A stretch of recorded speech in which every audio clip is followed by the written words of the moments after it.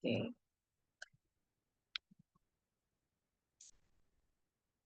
Berarti hari ini materi kita adalah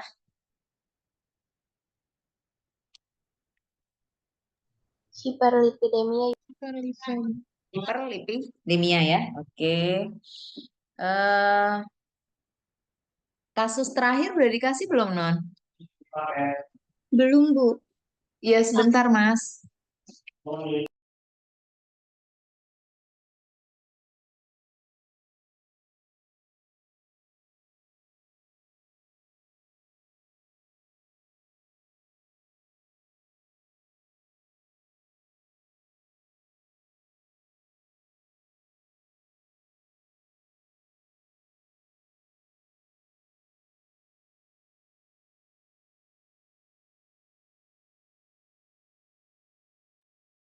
Oke, kasus terakhir udah dikasih belum ya? Belum, Bu. Belum. Oke, berarti kita lihat aja besok ya minggu depan gimana bentrok sama sidang juga apa enggak. Kita lihat aja mudah-mudahan enggak ya. Jadi kita bisa menyelesaikan kasus kita terakhir. Baik, kalian 4 kelompok ya, kalau nggak salah saya ingat ya. Iya, Iya, betul, Bu. Bu. Ibu, Oke, kita masih baik. ada 2 materi ya, yang terakhir. Yang terakhir itu kan diare sama kulit ya, kayaknya Iya. sih agak tetap kalian kerjakan, Iya, tapi Bu. kayaknya nanti nggak tahu ya, saya belum koordinasi juga sama Pak Charles. Nanti ada yang presentasi 2 kulit, 2 diare. Nah, untuk yang sekarang, karena memang tadi saya berpikir gini, kalau emang udah dikasih, kenapa nggak sekalian aja dikerjain ya, gitu loh, semuanya presentasi satu-satu, gitu kan. Tapi pasti belum dikasih ya. Dan pasti kalau udah dikasih pun belum ngerjain. Pasti alasannya gini, Bu mendadak gitu. Nggak bisa Bu gitu. Tawar-menawar harga. Oke, baik.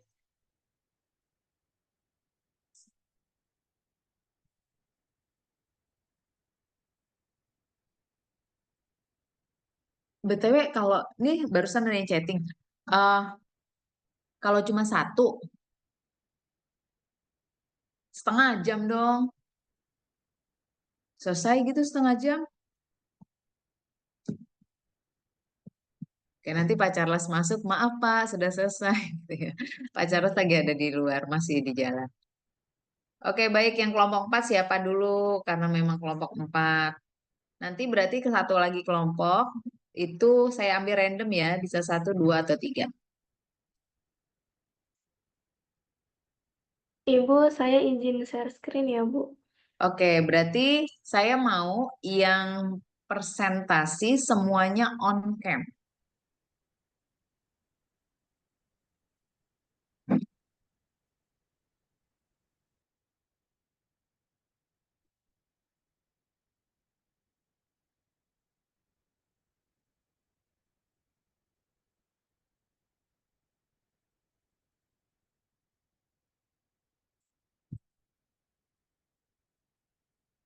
Berarti ini ada siapa anggotanya 4?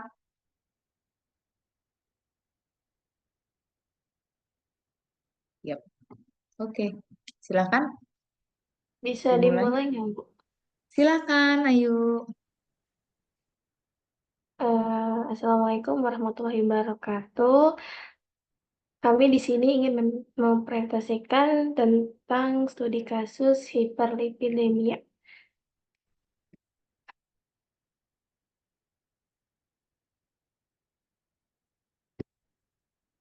yang beranggotakan yang pertama Leonardo Sela Rahayu, Ayodi Alzara, saya sendiri, Azahra, Malkomalasari, Septidia Patristina, dan Ravelina Indi Pratiwi.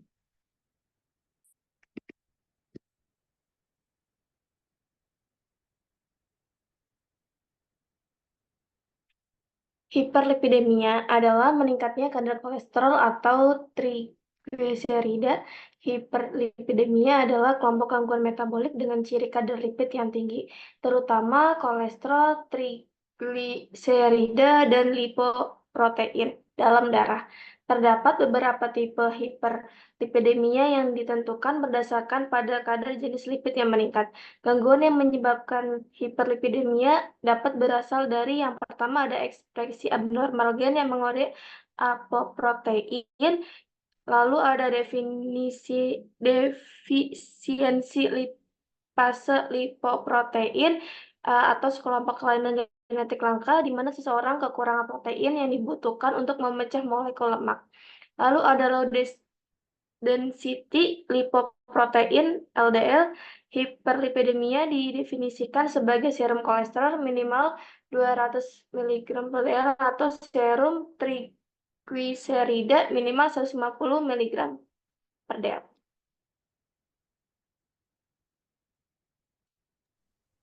Hiperlipidemia berhubungan erat dengan ateroma dan penyakit kardiovaskular.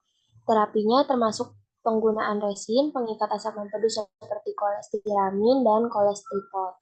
Obat ini mencegah pengambilan kembali asam empedu dari ileum terminal dan menyebabkan lebih banyak sintesis de novo oleh hati yang menggunakan kolesterol dan menurunkan kadarnya di darah. Inhibitor reduktase HMG-CoA atau statin seperti simvastatin menghambat laju sintesis kolesterol dan dapat menurunkan kolesterol LDL sampai 40%. Pengobatan lain termasuk fibrat yang bekerja dengan membatasi sintesis trigliserida hepatik, asam nikotinat yang bermanfaat menurunkan konsentrasi asam lemak bebas, dan omega 3.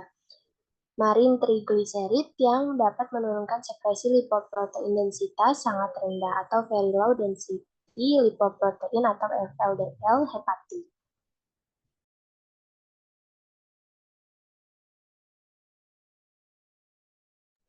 Kemudian rentang kadar. Di sini HDL kadar kolesterol normal untuk HDL yang dapat membantu mengurangi risiko penyakit jantung minimal 60 mg/dl, sementara itu kadar HDL yang kurang dari 40 mg/dl tidak akan baik bagi jantung. Kemudian trigliserida, kolesterol normal pada trigliserida yaitu kurang dari 150 mg/dl, sementara batas tinggi kadar trigliserida adalah 150 sampai 199 mg/dl. Kemudian kolesterol total, apabila kadar kolesterol total kurang dari 200 mg/dl, maka masih di batas normal. Namun jika sudah mencapai 200 sampai 239 termasuk batas yang tinggi dan dikategorikan kolesterol tinggi bila lebih dari 240 mg/dl.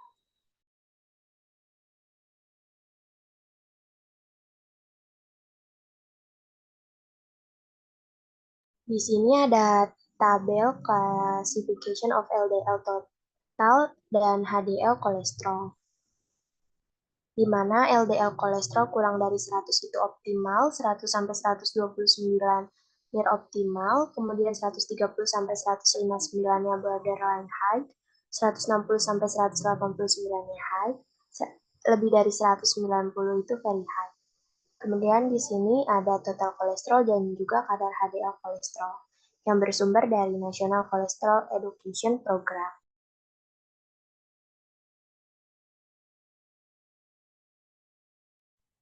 Selanjutnya ada tabel klasifikasi trigliserida. Itu ada kadar trigliseridanya kalau di bawah 150 itu normal. Untuk tingkat trigliserida yang berada di ambang batas itu antara 150 sampai 199. Untuk tingkat trigliserida tinggi itu dari kadar 200 sampai 499 dan kadar trigliserida sangat tinggi itu lebih dari 500. Mekanisme terjadinya hiperlipidemia secara epidemiologi ada bermacam-macam, yaitu yang pertama akibat asupan makanan tinggi kolesterol, lemak jenuh, dan kalori yang berlebihan. Kedua, pengaruh lingkungan, gaya hidup, dan alkohol. Ketiga, karena faktor genetik seperti hiperlipidemia primer. Terapi farmakologis untuk dislipidemia.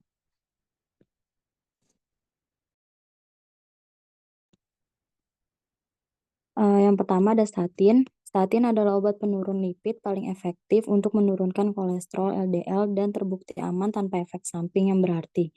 Selain berfungsi untuk menurunkan kolesterol LDL, statin statin juga mempunyai efek meningkatkan kolesterol HDL dan menurunkan TG.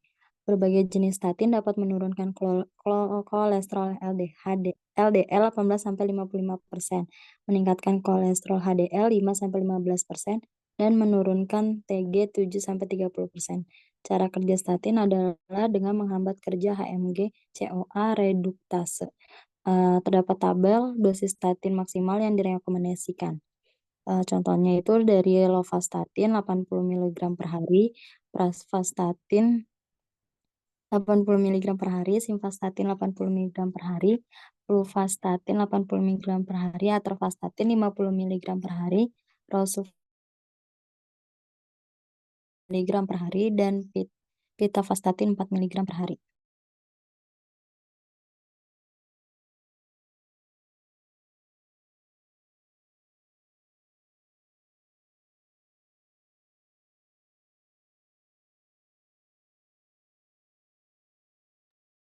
Lalu di sini ada inhibitor absorpsi kolesterol, enzatimib, merupakan obat penurunan lipid pertama yang menghambat ampilan kolesterol dari diet dan kolesterol empedu tanpa mempengaruhi absorpsi nutrisi yang larut dalam lemak. Dosis ezetimibe yang direkomendasikan adalah 10 mg per hari dan harus digunakan bersama statin, kecuali pada keadaan tidak toleran terhadap statin di mana dapat mempergunakan secara tunggal, tidak diperlukan penyesuaian dosis bagi pasien dengan gangguan hati ringan atau insufisiensi ginjal berat. Kombinasi statin dengan ezetimibe merupakan kolesterol LDL lebih besar daripada mengadakan dosis statin. Kombinasi ezetimibe dan simvastatin telah diujikan pada subjek dengan stenosis aorta status 4 dan pasien gagal ginjal kronik. Sampai saat ini belum ada laporan efek samping yang berarti dari pemakaian ezetimibe. Yang ketiga ada bile acid squalene. Terdapat 3 jenis bile acid squalene, yaitu kolesiramin, kolesevelam, dan kolestipol. Bile acid squalene mengikat asam empedu bukan kolesterol di usus sehingga menghambat sirkulasi enterolit hepatik dari asam empedu dapat meningkatkan perubahan kolesterol menjadi asam empedu di hati. Dosis harian kolestiramin, kolestipol, dan kolesvelam beruntun adalah 4-24 gram, 5-30 gram, dan 3,8-4,5 gram.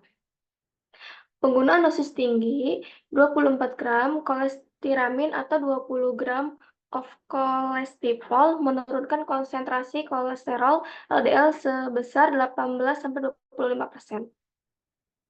Bila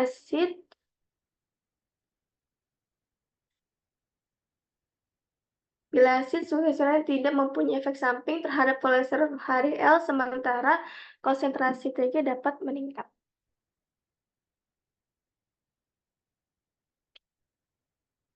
Selanjutnya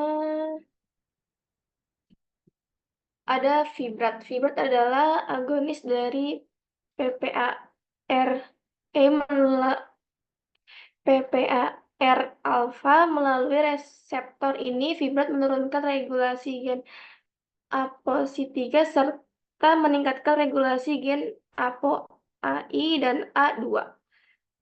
ApoA1 dan A2. Berkurangnya sintetis ApoC3 menyebabkan meningkatnya katabolisme TG oleh lipoprotein lipasa, berkurangnya pembentukan kolesterol FLDL, dan meningkatnya pembersihan kilomikron.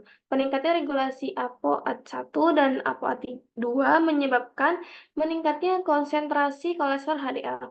19 sebuah analisis meta menunjukkan bahwa fibrat bermanfaat menurunkan kejadian kardiovaskular, terutama jika diberikan pada pasien dengan konsentrasi TG di atas 200 mg per dl. Terapi kombinasi fibrat atau fenofibrat dengan statin pada pasien DM tidak lebih dari terapi statin saja dalam penurunan laju kejadian kardiovaskular, kecuali jika konsentrasi TG lebih dari 200 mg per dl. Konsentrasi kolesterol LDL kurang lebih 84 mg per dl dan konsentrasi kolesterol HDL kurang lebih 34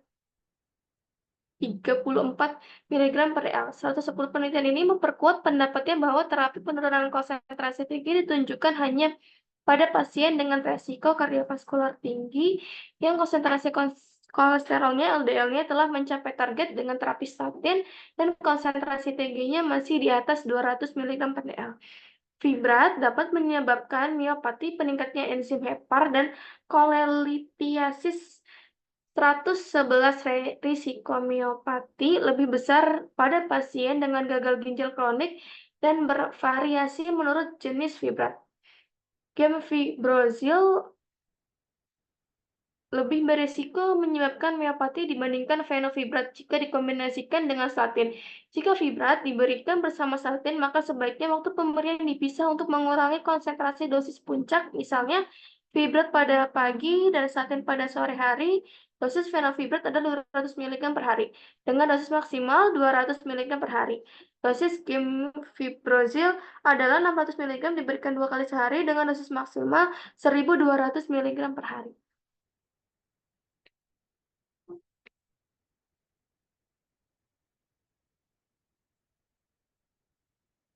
Selanjutnya ada studi kasus hiperlipidemia.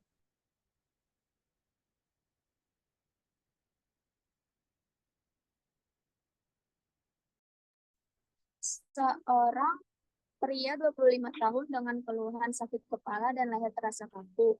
Pria tersebut memiliki riwayat diabetes mellitus tipe 2 dan hipertensi, dirujuk ke klinik untuk asesmen mixed hiperlipidemia yang ditemukan dalam pemeriksaan rutinnya. Riwayat keluarga ada yang menderita diabetes mellitus tipe 2. Pengobatan saat ini ramipril, gliburit, dan hidroklortiazid. Hasil analisis sampel darah puasa itu kolesterol total 35,34 mg per dl, total trigliserida 592,4 mg, HDL-C-nya 23,4 mg, urea kreatinin, elektrolit, bilirubin, AST, ALT normal, HbA1c-nya 9,5%. Kemudian dokter meresepkan fenofibratnya 1 kali sehari makan. 1 kali sehari. Terus ada metformin sama rosuvastatin.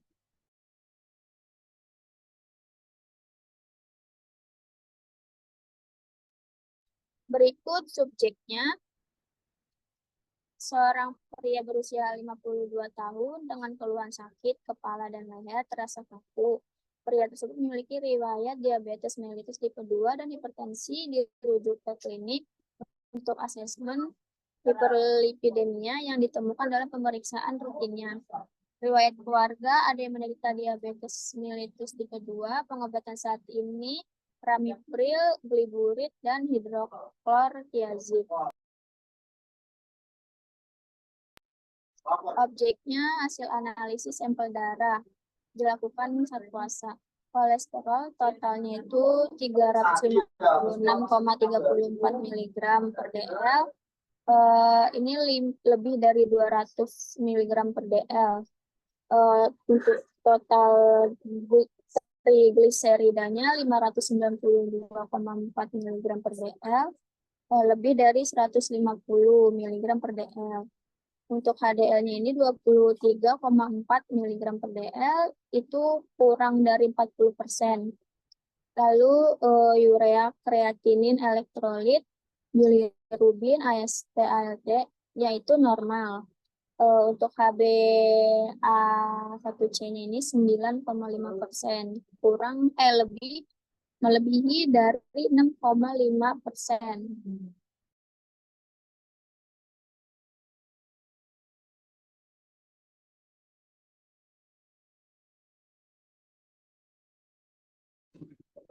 Selanjutnya untuk asesmennya, HCT dapat meningkatkan kadar gula darah dan mengganggu kontrol diabetes. Untuk plannya yaitu menyarankan dokter agar menghentikan penggunaan HCT. Lalu untuk pengguna rosuvastatin bersama dengan obat fenofibrat dapat meningkatkan resiko efek samping seperti kerusakan hati dan kondisi langka namun serius yang disebut rhabdomyolysis yang melibatkan pemecahan jaringan otot. Untuk plannya yaitu memberikan pemantauan khusus selama proses penggunaan obat dari kedua obat tersebut dan tidak boleh diminum secara bersamaan. Jika fibrat diberikan bersama statin, maka sebaiknya waktu pemberiannya dipisah untuk mengurangi konsentrasi dosis puncak. Misal, fibrat dapat diberikan pada siang hari dan statin dapat diberikan pada malam hari. Lalu, HDL pasien terlalu rendah dapat menyebabkan resiko penyakit baru, yaitu penyakit jantung. Dan penggunaan gliburit dapat menyebabkan resiko penyakit jantung. Untuk plannya, menyarankan untuk penambahan konsumsi suplemen tambahan seperti CoQ10 guna mengurangi kadar kolesterol dalam darah dan berfungsi untuk mengurangi risiko penyakit jantung pada pasien.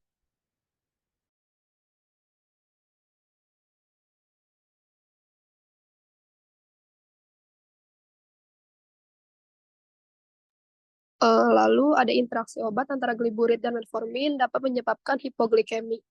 Untuk plannya, jika dokter tetap meresepkan metformin untuk pengobatan DM, pasien sebaiknya untuk menghentikan penggunaan dari gliburit atau tidak meminum kedua obat tersebut secara bersamaan atau dengan mengganti gliburit dengan liraglutid.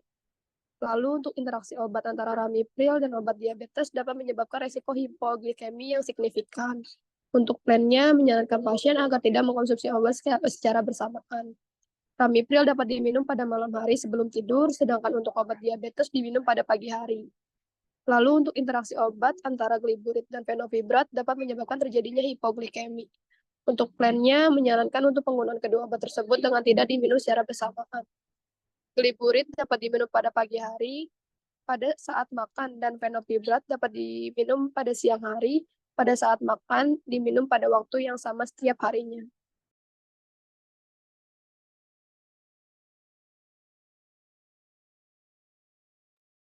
Lalu disimpulkan, obat-obat yang dapat diberikan pada pasien, yaitu tadi gliburit diganti dengan liraglutid 0,6 mg sehari sekali. Lalu untuk metformin 500 mg diminum 1 kali sehari setelah makan. Fenofibrat diberikan 200 mg 1 kali sehari pada saat makan siang. Ramipril untuk tensinya diberikan 2,5 mg 1 kali sehari pada malam hari. Terus rosuvastatinnya diberikan 20 mg 1 kali sehari pada malam hari sebelum tidur.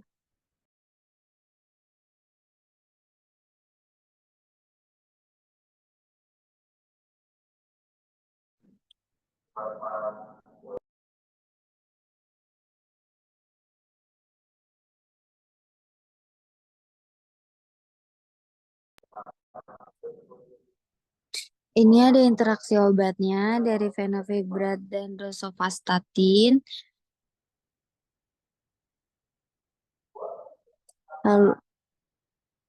Lalu sini juga ada interaksi obat antara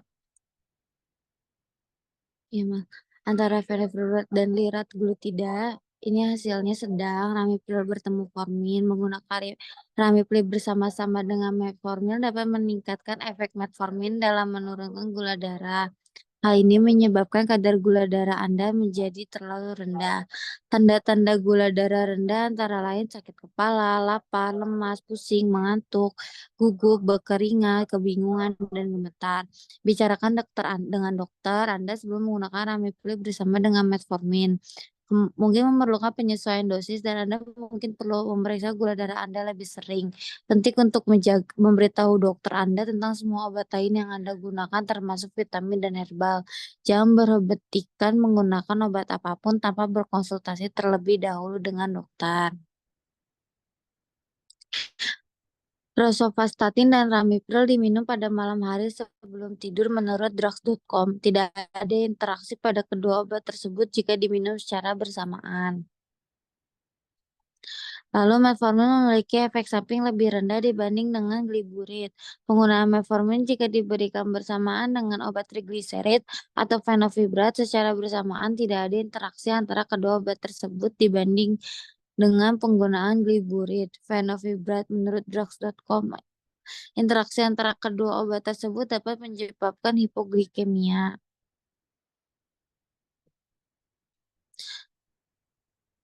Terus penambahan suplemen CoQ10 pada pasien lebih disarankan. Koenzim Q10 adalah antioksidan yang diproduksi oleh tubuh secara alami. CoQ10 juga dapat ditemukan pada daging, ikan, dan kacang-kacangan. Namun bagaimanapun jumlah CoQ10 pada makanan tersebut tidak cukup untuk meningkatkan kadarnya secara signifikan pada tubuh. penyakitan. 10. Penelitian pada COQ10 menunjukkan kondisi jantung.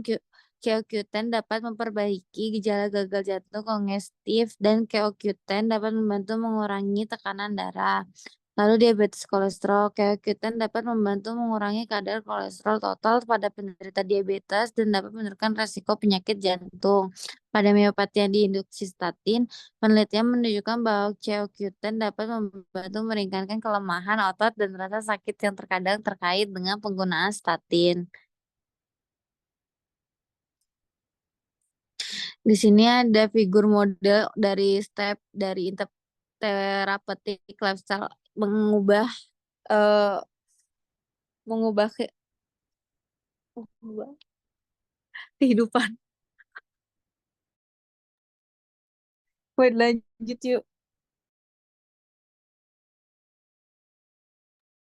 Nah, di sini ada model langkah terapi perubahan gaya hidup atau TLC.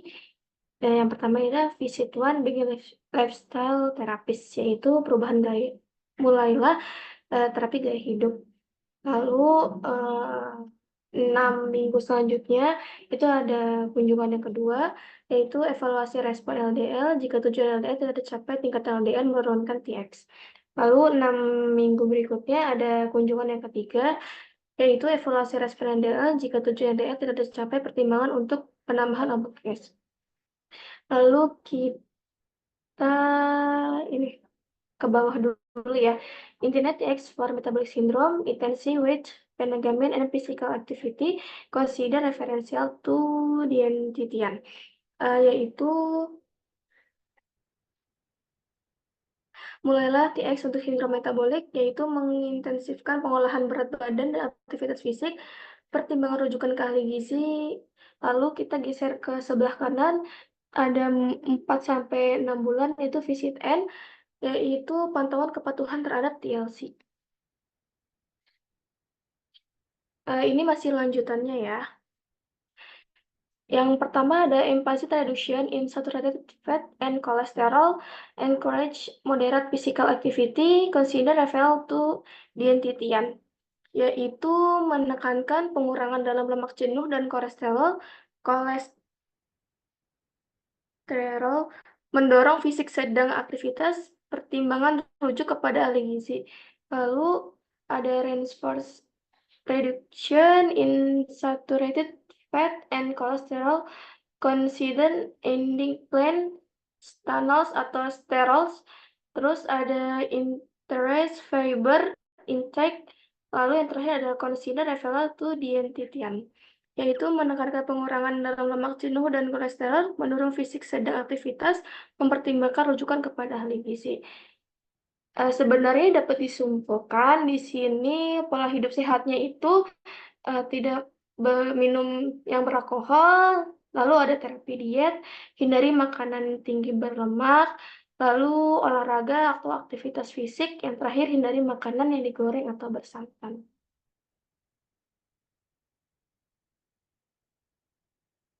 Lalu di sini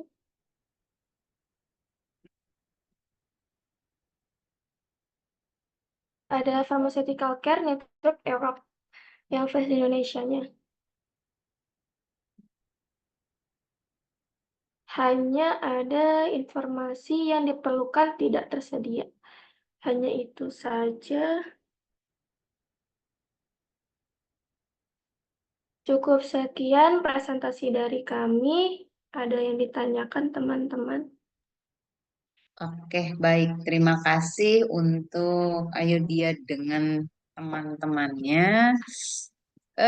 Baik, kayaknya ini kan udah mulai kompleks ya.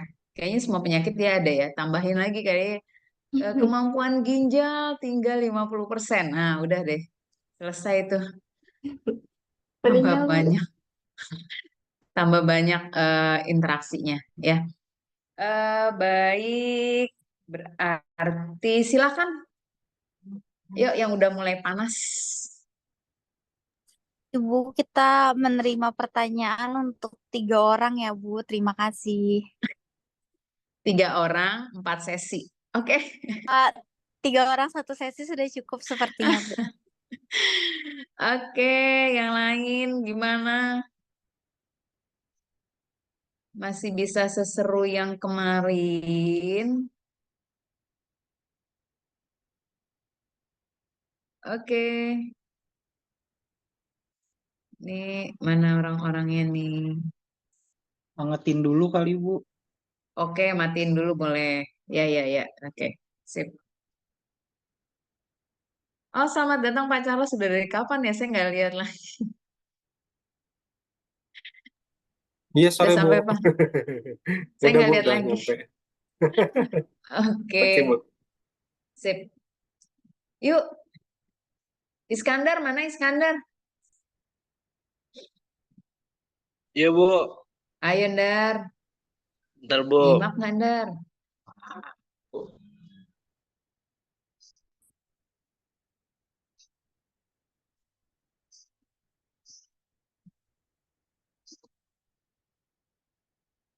Oke, dia dulu deh dia.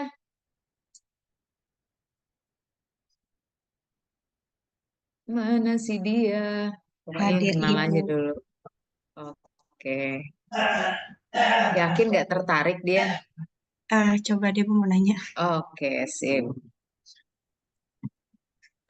Kemarin itu kan ada kasus Mm-mm, itu jadi awalnya itu trigliseridnya itu tinggi, mm-mm, terus kemudian mengkonsumsi atorvastatin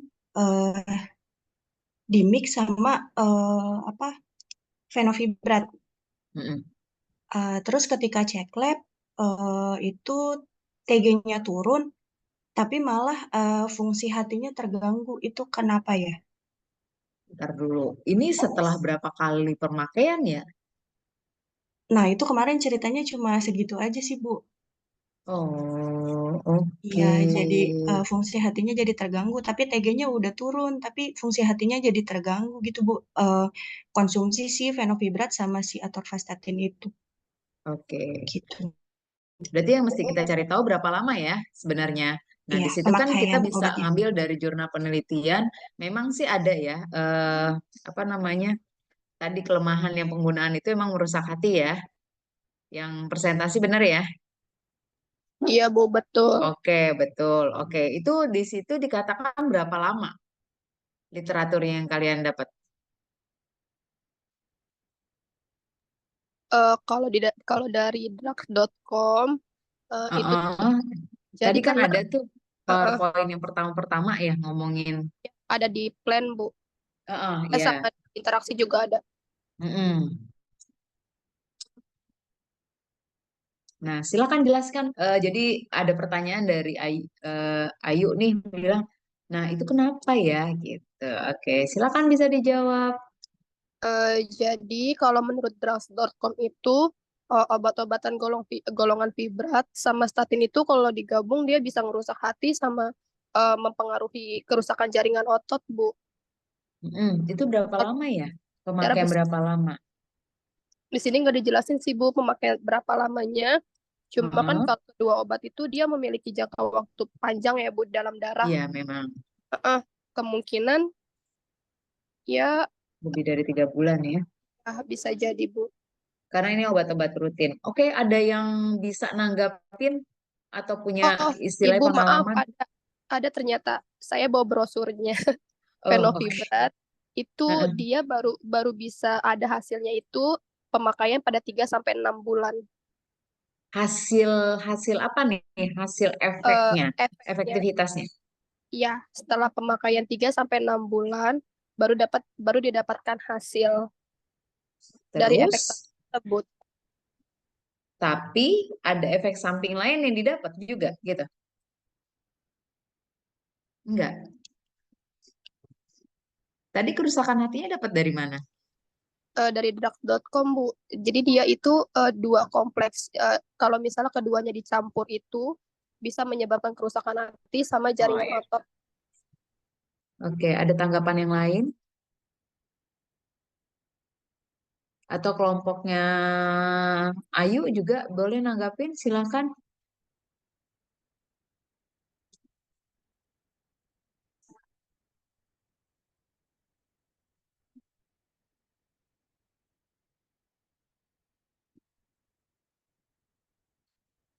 Saya pengen tuh yang di rumah sakit siapa sih namanya? Saya dari tadi nyariin aja nih yang rumah sakit siapa ya? Kok lupa ya saya?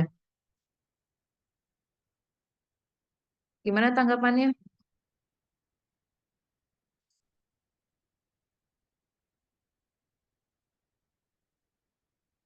Ayo, ayo siapa yang di rumah sakit yuk? Ayu Lita, Bu, tapi lagi sakit, Bu. Oh gitu. Masa yang di Iya, Bu, rumah sakit lagi cuma nggak enak satu orang? badan. Lagi nggak enak badan. Oh gitu ya. Jadi udah hopeless gitu udah ya udah deh ngikutin aja gitu ya. Oke, yang lainnya, yang cowok-cowok mana nih suaranya?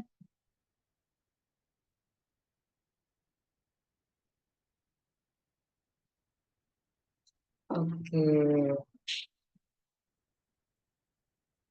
Oke, sedikit tambahin. Saya mau tanya juga.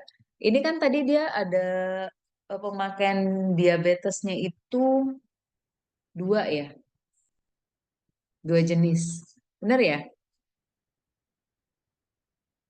Nah, itu tuh emang nggak bisa satu aja. Kenapa harus dua-duanya dipakai? Analisanya bagaimana?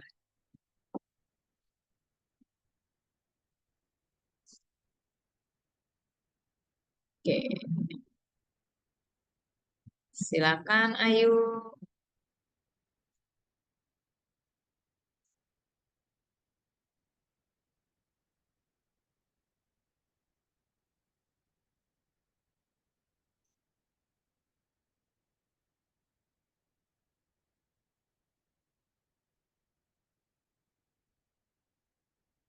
Ayu sedang mencari. Ayu mulu, Zahra deh. Azahira. Nah, Bukan kelompok ini. oh bukan. Yuk temannya mana yuk? Ada, Bu. Sedang mencari, Bu. Oh, sedang mencari. Oke. Yang lain juga Bu, maaf, saya disiapin. bantu jawab juga ya. Kenapa? Ya, saya bantu jawab juga, tapi agak radang, Bu. Boleh, nggak apa-apa.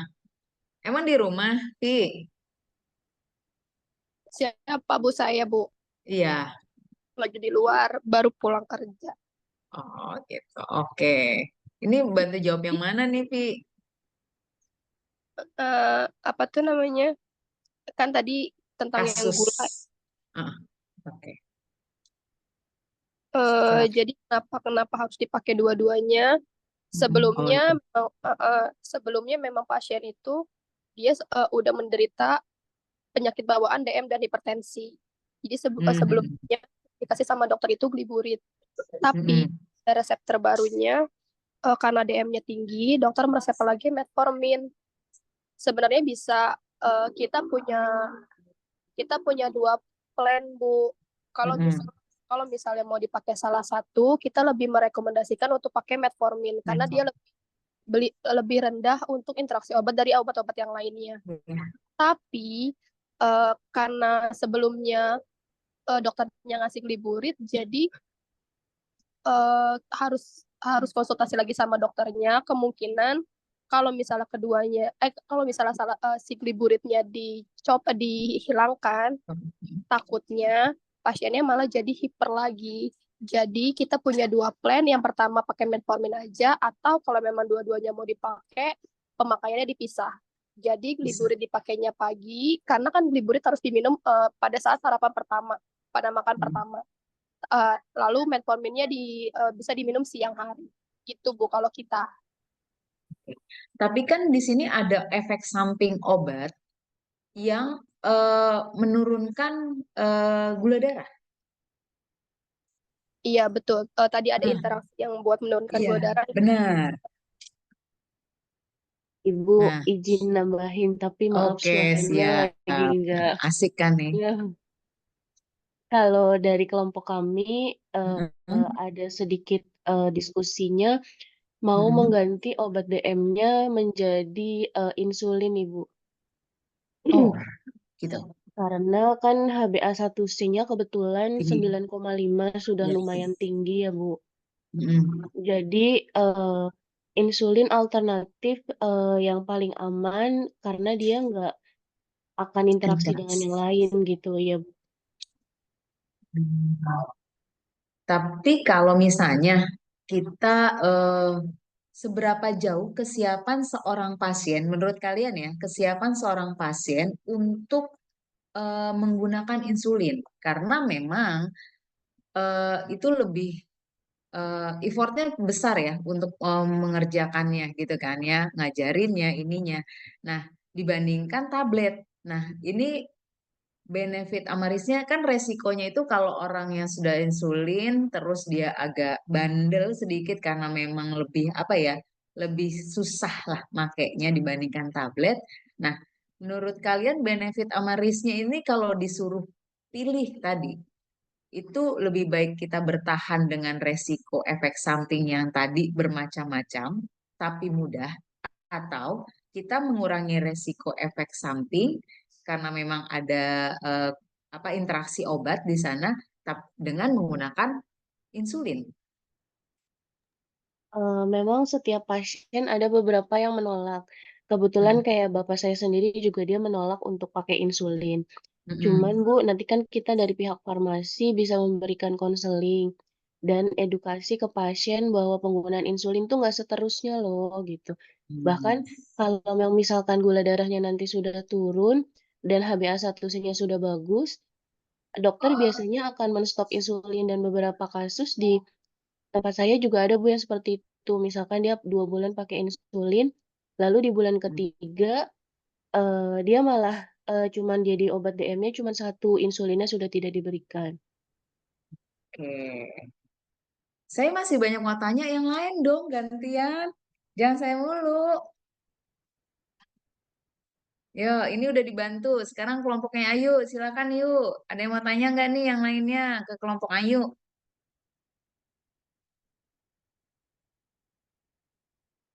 Oh iya Bu, satu lagi. Kita Oke, yuk. di kelompok kita juga sebenarnya Fahmi sih Bu ini yang berpendapat. Menurut Mm-mm. Fahmi eh diganti apa Mi? Mi ngomong Ayo dong Mi. Mi, Iya, ngomong ya. Mi. Eh, Ya, Bu, saya jelasin ya. Jadi kalau oke. di kelompok kami itu eh, kita ganti fenovibratnya pakai suplemen omega 3. Omega Jadi, 3. Itu ya Bu, suplemen loh ya, bukan obat ya. yes. Jadi Oke. obat kalau yang tadi dijelasin kan Robus, eh pokoknya obat yang golongan statinnya itu banyak interaksi Bu. Mm-mm, Jadi bener. kita ganti pakai si suplemen omega 3 yang minim interaksi dan lebih aman, Bu. Oke. Sekarang, saya juga termasuk orang-orang yang konsumsi omega 3 nih, gitu kan ya, everyday, gitu kan. Nah, tapi sampai saat ini saya belum ketemu nih, dia itu benar-benar real penelitiannya ya. Memang taruhlah saya mencari tidak dengan effort yang besar ya. Jadi maksudnya sampai sekarang tuh saya belum ketemu bahwa suplemen itu benar-benar bisa seefektif obat dan butuh berapa lama. Nah, itu kira-kira Fami udah maksudnya udah banyak cari tahu tentang suplemen ini nggak omega 3? Sebelumnya saya udah baca-baca sih Bu di PubMed. Mm-mm. Eh, Mm-mm. Cuman karena si jurnalnya berbayar, jadi saya baca abstraknya aja Oke. Bu. Berarti Cuman di colek situ udah, Ikifa ya biar jurnalnya tidak berbayar, Pak. ya Bu, Kampus-kampus lain cuman banyak jurnal internasional penjelasan tidak berbayar, Pak. Colek penjelasan Pak dari Charles. abstraknya hasilnya pun menunjukkan kalau omega 3 itu eh, Mm-mm. mempunyai efektivitas buat nurunin kadar trigliseridanya Bu. Trigliserida ya. Oke. Terus omega 3-nya omega 3 ikan tertentu atau enggak ya? Dari yang udah kamu baca itu, Mi. Eh, Macem-macem sih Bu, kan sumber omega Oke. 3 banyak dari Ah, bisa dari minyak hewani maupun nabati. Cuman oke. kalau kalau kita lihat dari sisi harga, biasanya yang dari hewani itu lebih murah, Bu. Contohnya kayak Omehar, dia dari minyak ikan sirip hiu kalau nggak salah. Itu, Bu. Oh, oke. Berarti ada yang nabati ya? Ada, Bu, yang nabati itu kalau nggak salah Omepros. Isinya ada dari minyak sunflower, minyak cauliflower kalau nggak salah, Bu. Oke. Oke. Dan sedikit ya, sedikit berbagi pengalaman aja. eh saya dengan suami di sini ada gitu omega 3 dan saya berusaha untuk everyday minum. Nah, kalau tahu ya laki-laki dan lain-lain kalau nggak di apa sih disuapin gitu ya, nggak ada gitu kan. Akhirnya kan lebih sering saya dibandingkan suami. Dan itu real bahwa kolesterol itu sangat terkontrol dibanding suami saya. Jadi saya nggak tahu jurnalnya gimana-gimana, tapi saya cuma merasakan, oh gue oke lebih terkontrol aja. Saya nggak bilang saya lebih sehat atau bagaimana ya, lebih terkontrol gitu sih. Oke, tanggapan yang lainnya, silakan. Terima kasih Fami sharingnya ya buat yang Ya, lain insya Allah juga bermanfaat. Oke, yang lain nggak ada yang pengen ditanyakan? Ya keluar dari itu juga nggak apa-apa ya. Maksudnya tadi kan kita bahas tentang kolesterol dan omega 3-nya. Silahkan bahas yang lainnya untuk kasus ini. Bu, saya mau tanya boleh? Kalau untuk Boleh. Jangan Ayumi nama dan saya. kawan-kawan. Sama si ini nih. Lebih siap. Oke lanjut. Mau nanya nih, jadi kan beberapa pekan yang lalu nih ada berita tentang kenaikan eh, tingkat persentasi apa ya penderita diabetes di Hmm. kalangan usia muda.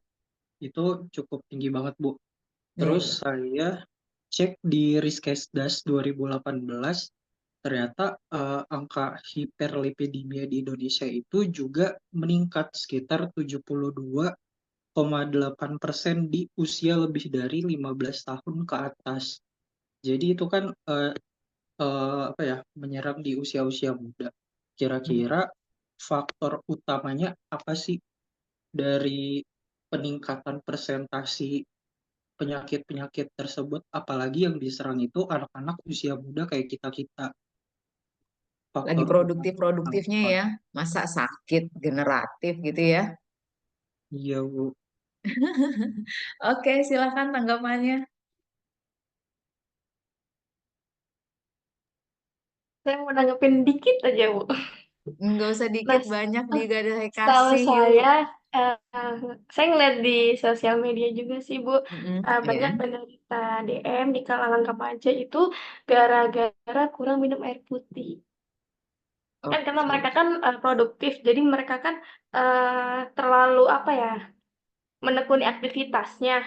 Jadi Mm. mungkin salah satu faktornya itu gara-gara kurang minum air putih, begitu. Oke. Ada yang lain? Saya menambahin Bu, terus juga karena zaman sekarang banyak minuman-minuman kemasan gitu Bu yang tinggi gula dan anak-anak tuh sekarang banyak mengonsumsi itu Bu. Ya. Jadi saya dengar-dengar dari dokter Tirta karena hal itu Bu. Ya. eh Lifestyle ya. Udah makannya gula, minumnya gula, nggak mau olahraga gitu kan ya? Itu kombinasi yang cakep banget untuk Apalagi membuat habis orang. makan tidur, Bu. Iya benar. Oke. Ya, itu tanggapannya Mi gimana? Terus kalau untuk hiperlipidemianya, Oke, hipernya gimana hiperlipid? Sama kalau untuk hiperlipidnya pola hidup juga karena kan sekarang juga banyak ya kayak simpelnya aja kayak kita makan gorengan aja deh kayak makan gorengan minyak kita kan belum tahu itu minyaknya apa minyaknya apa namanya udah berapa kali pakai harusnya kan gak berkali-kali pakai udah gitu banyak makan makanan berlemak kayak Nah, ini ya.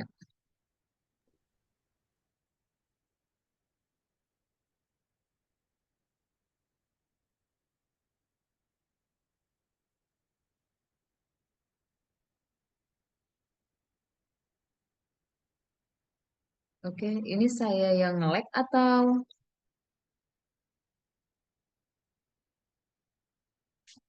kok hilang tiba-tiba?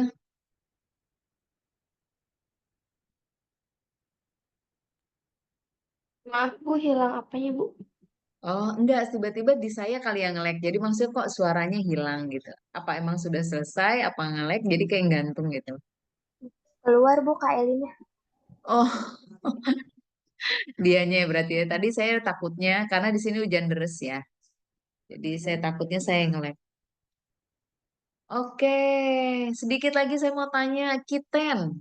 Oke, Kiten itu dari eh, itu efeknya dia itu udah pasti nggak kan tadi tuh Kiten itu banyak sekali ya sangat membantu gitu kan ya dalam proses pengobatan ini gitu kan mengurangi efek-efek yang ditimbulkan.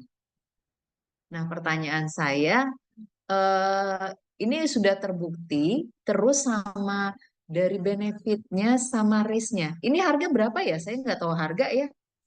Saya perasaan kalau yang kayak gini perasaannya itu nalurinya kayaknya mahal nih, kayaknya mahal gitu.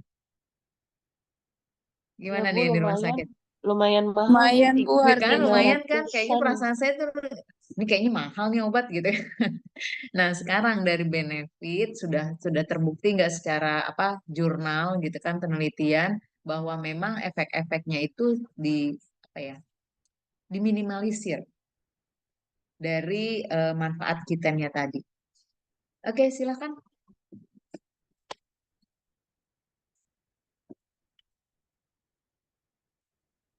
Terus dari segi BPJS ditanggung nggak sih kiten nih? Enggak Bu. Enggak tuh kan. Sip.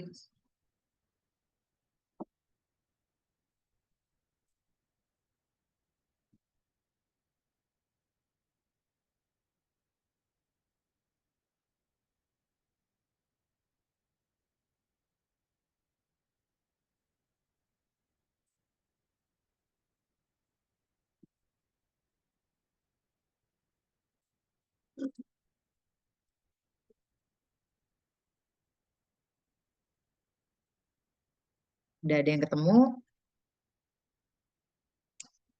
atau ada yang sudah gatal pengen ngomong karena memang punya referensi gitu kan?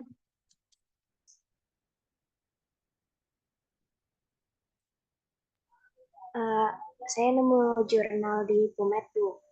Oke, terus silakan. Dia bilangnya menunjukkan bahwa karena efek Q10 ini pada lipoprotein serum meningkatkan Mm-mm. fungsi endotel pada pasien dengan dislipidemia. Studi ini memberikan bukti tindakan anti-aterogenik Q10 yang dilakukan melalui peningkatan fungsi endotel arteri saluran Bu. Oke, di situ terlihat nggak berapa persennya?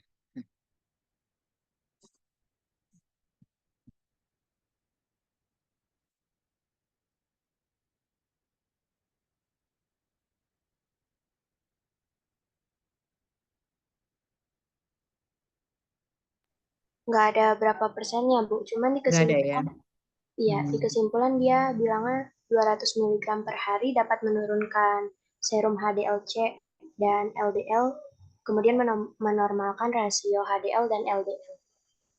Oke.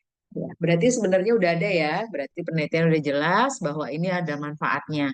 Berarti dengan cost yang lumayan, ya kan? Costnya yang lumayan, ini bisa teratasi lah daripada minum obat, gitu kan? Nah, sekarang menurut kalian nih, ini dianjurkan ya dianjurkannya itu dianjurkan maksudnya Bu ini akan lebih baik Bu gitu kan kalau kita ngobrol sama pasien gitu kan dianjurkan dengan kos segini atau kayaknya benefitnya nggak begitu besar banget dan nggak sebanding sama kos yang dia keluarkan. Mungkin yang udah tahu harganya, terus udah apa namanya ngelihat benefitnya. Nah itu tuh sebanding worth it nggak sih itu bahasanya deh. Worth it nggak sih kita minum kitennya itu gitu loh.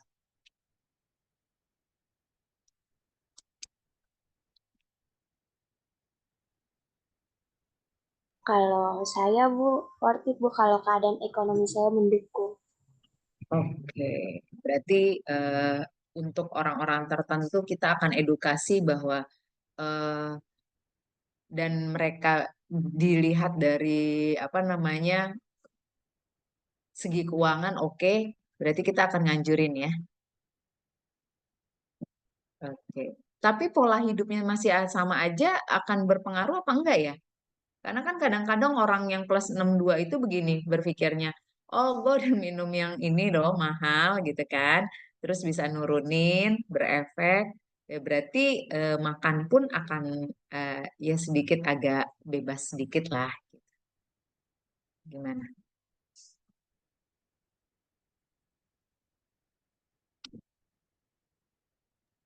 Mungkin tergantung yang dimakan juga kali, Bu, ya. Oh gitu ya. Kalau misalkan over gitu, kita minum Tetap ada cuman batasannya ya. percuma, iya. Iya, oke. Nah, tadi kan itu ada saran Kiten itu ya, untuk di PSNE-nya itu keluar biaya nggak sih?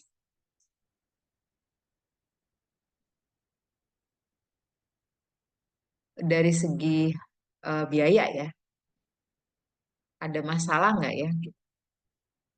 Dari PES,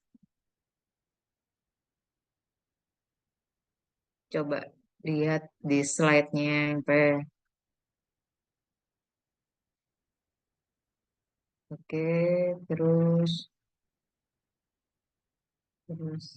Kayaknya slide 30 kok nggak 29 deh. Nah,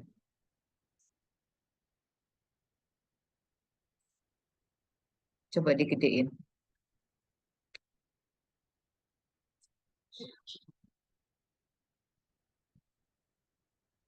Penyiapan obat, penyebab. Coba, ini nggak ada. Terus yang lanjutnya. Untuk masalah. Di bawahnya itu nggak ada ya? PCN. Pemilihan obat, harga. Karena kalau menurut saya di harga pasti kena ini.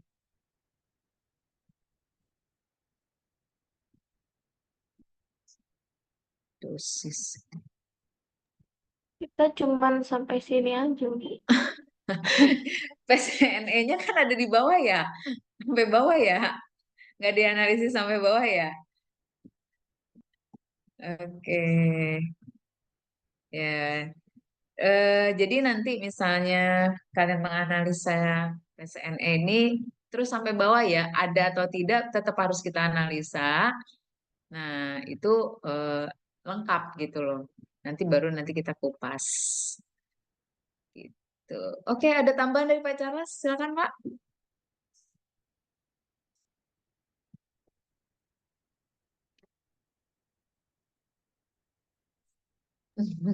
Ya, sorry Bu, saya tadi nyimak.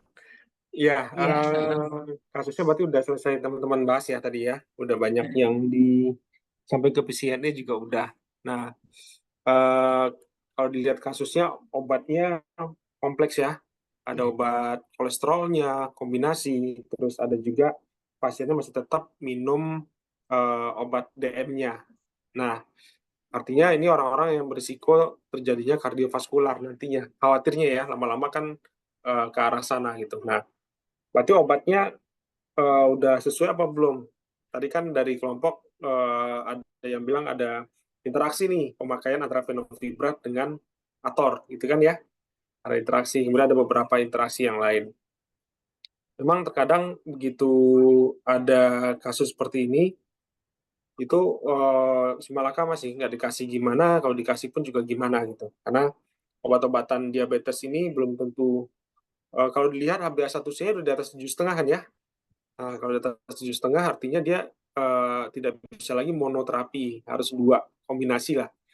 Cuma tadi kalau ada yang mengatakan tadi minumnya pada saat suapan pertama. Kayaknya obatnya di sini gliburit ya, glibenclamid kan ya? Gurit. Ya, kalau glibenclamid kayaknya minumnya nggak suapan pertama, tetap minumnya seperti biasa. Yang suapan pertama itu yang akarbos. Akarbos kayak Eklid itu baru suapan pertama, stop dulu, makan dulu, minum dulu obatnya, baru lanjut lagi makan. Karena dia golongan alpha glucosidase inhibitor tuh, menghambat penyerapan di dalam sistem pencernaan. Biasanya dihambat biar nggak masuk ke dalam gula darahnya yang tinggi. Itu salah satu pemakaian. Tapi tadi kalau nggak salah obatnya nggak ada, seingat saya nggak ada. Jadi kalau itu glibenclamid ya pakai aja gitu. Nah, mensiasatinya mungkin kalau pemakaiannya teman-teman bisa lihat ada sama-sama sekali ya sehari ya, Ator sama Fenovibrat ya. Ya nggak sih, sama-sama sekali kan ya? Iya, tadi dosis. Nah,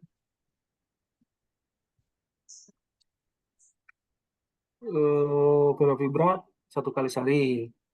Kemudian Rosu, Rosu ya, bukan Ator ya. Rosu 1 kali sehari, berarti satunya malam, satunya pada saat makan siang, malam dan siang. Kurang lebih 12 jam ya waktunya ya. Nah, yang perlu teman-teman dalami lagi misalnya ya, kalau memang dia major apa moderate sih? sedang. Major, Pak. Oh, major.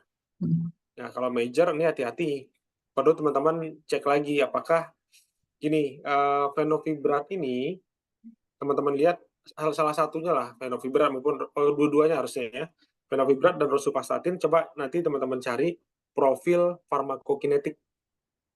Profil farmakokinetik itu yang perlu dilihat nanti apanya. Yang pertama waktu paruh. Itu perlu. Kenapa? Karena jangan sampai ternyata waktu paruhnya salah satunya panjang. Bisa sampai dengan 12 jam misalnya. Artinya dia masih di dalam tubuh, 12 jam masih ada kadarnya separuhnya. Artinya dia ketemu. Teman-teman masuk kelas jam 12 siang, ternyata sampai jam 12 malam masih di kelas aja. Nggak pulang-pulang, ketemu dengan orang yang malam gitu. Nah, itu salah satu, coba cek mana yang menjadi waktu paruhnya. Kemudian yang kedua, kalau waktu paruhnya ternyata aman, coba cek satu lagi, ikatan proteinnya. Biasanya setiap obat ada tuh, masih di profil farmakokinetik tadi biasanya ada tulisannya ikatan protein. Ikatan proteinnya tinggi apa enggak? Kalau ikatan proteinnya enggak tinggi, ya enggak masalah. Tapi ikatan proteinnya tinggi, artinya dia ketemu juga pada akhirnya. Kenapa? Karena kalau ikatan proteinnya di atas 70% misalnya, atau 80%, 90%, yang terikat itu akan lepas pelan-pelan belakangan. Kayak slow release lah kalau tablet lepas lambat ya. Karena kalau yang ikatan protein, dia kan obat masuk ke dalam darah, di dalam darah ntar ketemu sama albumin, globulin, kemudian protein-protein yang ada di dalam hemostatik kita ya, dalam darah, ketika dia ketemu, diikat tuh obat. Kalau ikatannya 90%, artinya apa? 10%-nya yang nggak terikat. Terikat 90%, ikatan proteinnya 90%, 10% yang bebas. 10% ini kerja duluan, berefek. Nah, yang 90%-nya slow release, pelan-pelan tuh dia akan lepas. Takutnya, karena saking lamanya dilepas, sampai malam ketemu juga tuh dengan Rosu.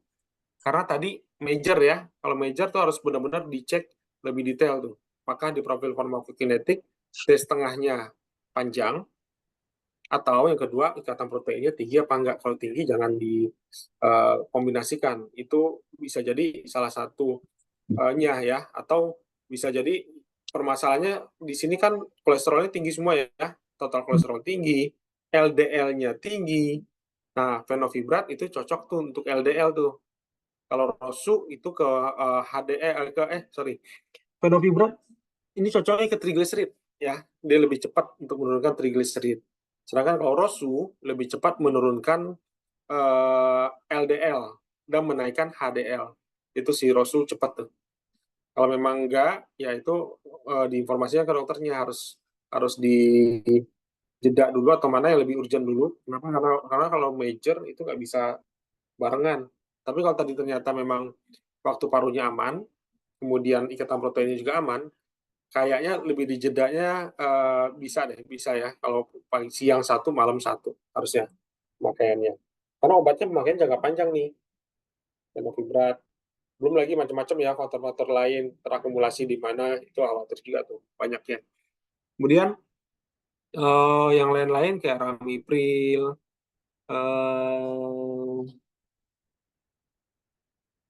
liraglutida itu apa?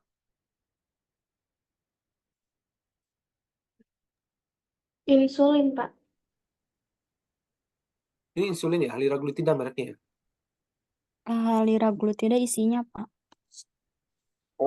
Isinya dia tuh kalau nggak salah bukan liraglutida kemarin apa? Saya lupa namanya itu.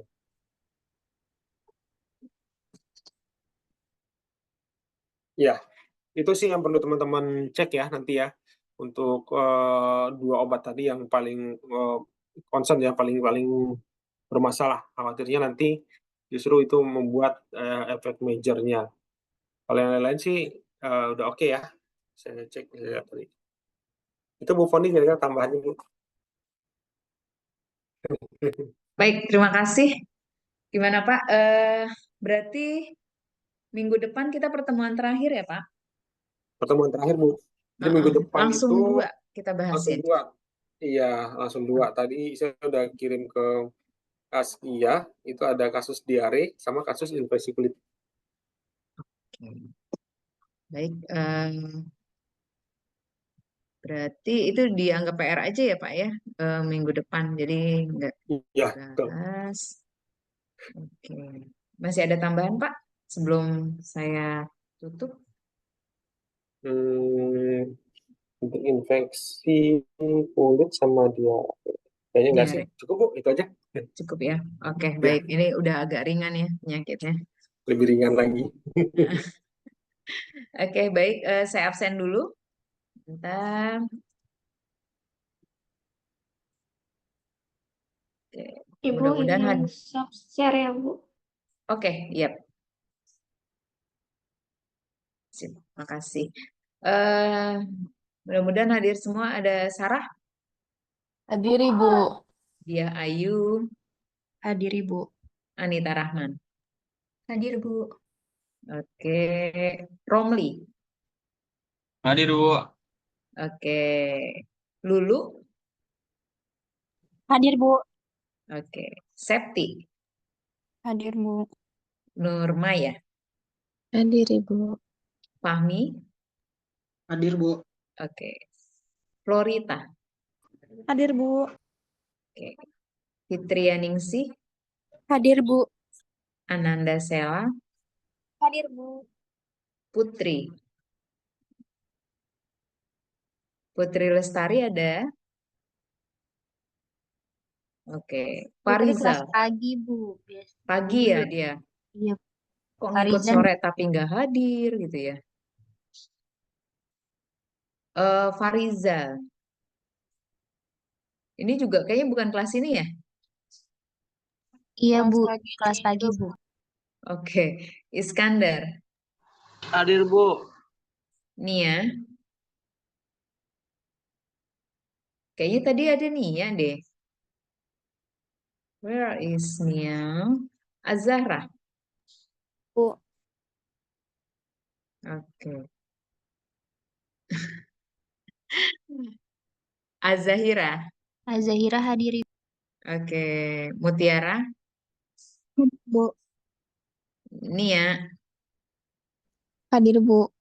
Septi Wafa. Septia Wafa. Hadir Ibu. Oke. Indah Okta. Hadir Bu. Oke, Siti Azkia. Hadir Bu. Oke, Ilmi. Hadir Bu. Selinia. Hadir Bu. Oke, Silvi. Hadir Ibu. Oke, sip. Udah semua ya? Ibu mau nanya. Nanti Boleh. kira-kira metode UASnya kayak gimana? Oke, silahkan Pak Charles kayaknya yang lebih kompeten menjawab. Ya, kalau UAS ya teman-teman, kita belum putuskan juga semua ya dengan para dosen yang lain. Metodenya akan seperti apa? Apakah take home atau kerjakan di tempat dikasih waktu lebih lama atau apa nanti ya?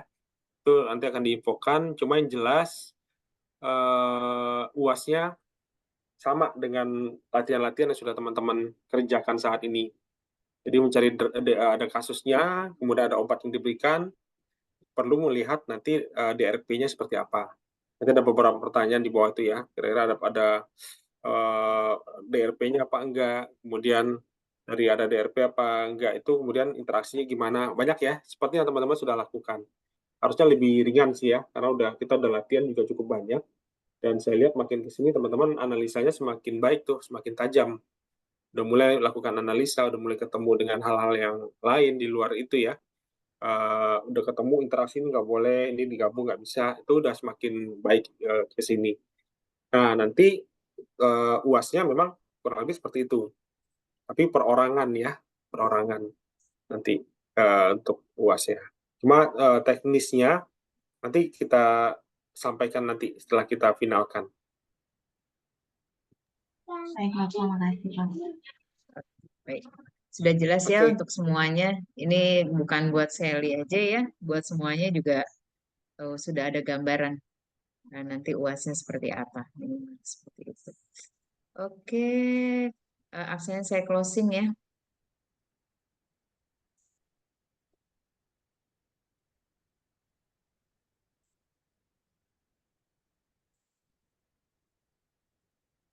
Baik, terima kasih. Sudah cukup ya Pak Charles, saya tutup. Cukup. Ibu Ani, terima kasih. Oke, baik. Terima kasih untuk kehadirannya hari ini. Mudah-mudahan ada manfaatnya untuk kita semua. Dan kita masih satu kali pertemuan ya. Mudah-mudahan juga nanti ujiannya kita bisa menghasilkan yang maksimal. Saya akhiri. Wassalamualaikum warahmatullahi wabarakatuh. Sehat selalu untuk kita semua. Waalaikumsalam warahmatullahi wabarakatuh. Sehat-sehat semua. Terima kasih Bu Poni, teman-teman. Terima Makasih, Pak, kasih. Bu. Liv ya. Iya, Pak. Sehat-sehat, Baik, Pak. Pak. Terima kasih Pak Charles.